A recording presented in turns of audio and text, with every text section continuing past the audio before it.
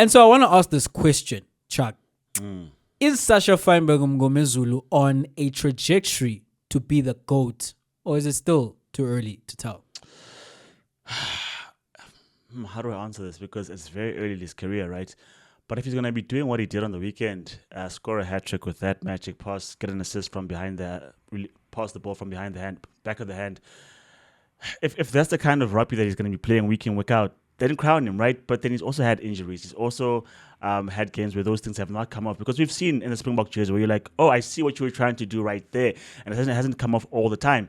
But if he's going to replicate, Jay, 4 out of every 10 outings, those kind of things, then he's well on his way, Jay, because those tries were magical. There's dummies, there's chips and chases, and you're just seeing the game on a different level. It's what the Dan Carters were. It's what the Sonny Bill Williams are. Where you're like, we used to play a particular way of rugby until this guy did it this way. It's what Rassie is currently in terms of world rugby, that he sees things differently that other managers or other coaches aren't seeing. So if he's going to do that, Jay, more consistently, and if he's going to be winning games for the Stormers single-handedly, because remember, the Stormers are a big franchise in South Africa, and they definitely are big boys when they come to continental competitions, whether it's Super Rugby, whether you're talking about the EuroC where we are currently, or whether you're just playing about European challenge, but the continental competition in Europe where they are as well. If he's going to do that on that stage very often and consistently, then he has to be on the trajectory to be the coach here, because no one does that. No one does that rugby. I mean, it's what we saw when we saw Dupont for the first time. You're like,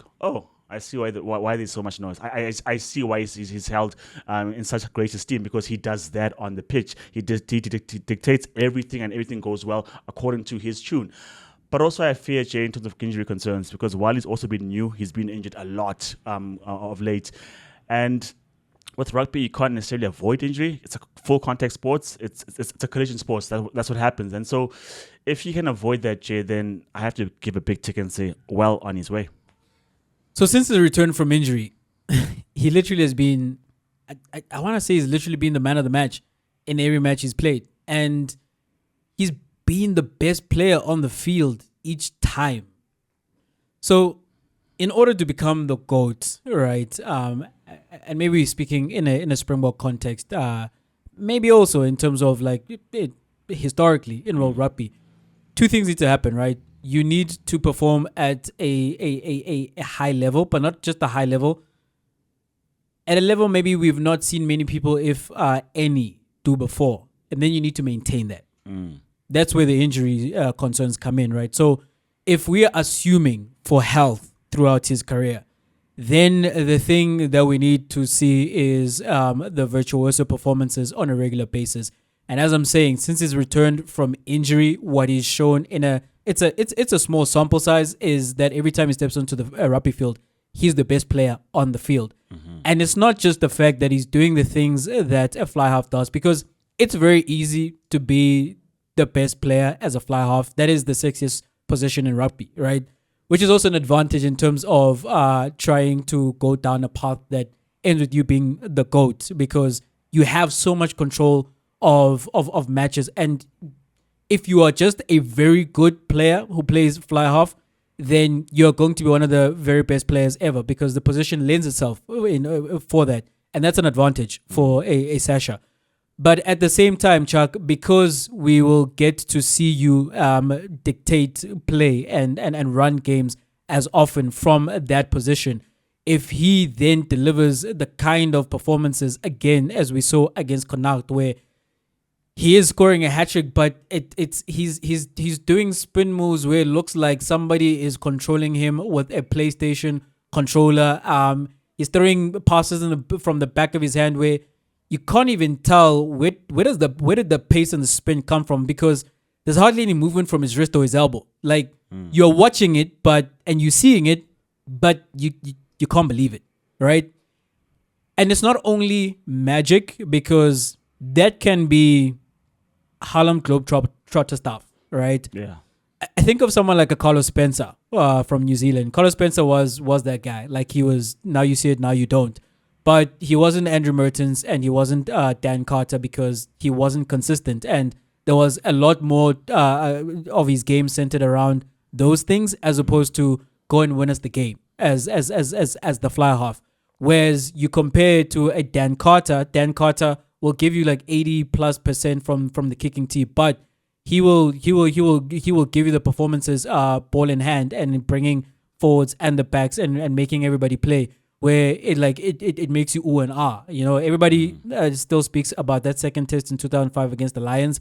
And I watched that, and Dan Carter is my favorite player of all time.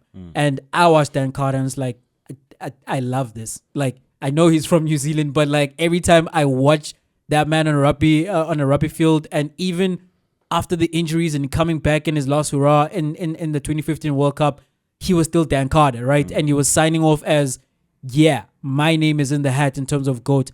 I think particularly from a South African standpoint, Sacha is the closest thing to a Dan Carter that I've seen. And the thing about the performance and the thing when he does the magic, right, it comes naturally. He's not showboating. But what you are actually seeing is like, this dude is playing a different game to everybody else. He is playing at a level that he's like a big kid amongst like smaller kids. And you are looking at it and you're like, these are other professionals, and he's taking the mickey out of these guys, and that's not that's not what he's trying to do, right? Because it ends with points on the board. It ends with his team winning. And then on the other side is the question is, okay, he can do that offensively, but can he kick? Yes, he can kick. And he just needs to make sure that he's consistently at that 75-80%. And can he defend? Yes, the boy has size. You don't have to hide him in defense. He can defend his channel quite well. Marcus Smith. Somebody like that, you know. So when you put all those things together, that he's got the prototypical build where you can just play him as a 10. You don't have to worry about him guys running at his channel, and he's gonna put points on the board. We also saw him deliver some drop kicks not too long ago when he assessed the situation that we keep being in an offensive position, but we're not coming away with points. Take matters into my own hand. He knows how to read the game, and he's giving you those drop kicks.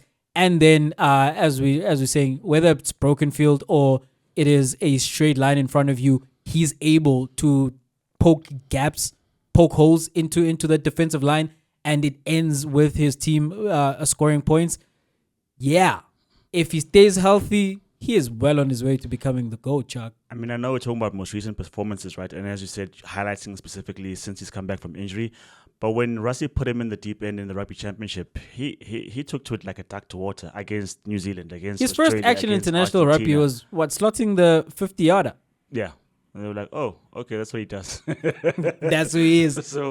So well acclimatized to the very, very highest level in terms of the pressure test and also producing that magic. And this is what players like maybe a Finn Russell chase, that I've got the flair, but can I produce? And fortunately for Sacha, he's in a good team, the Stormers, good team, the Springboks. I don't know what will happen on Finn Russell, because Scotland are decent, but will they ever make any real noise? And if they do, then obviously he then comes into the conversation. But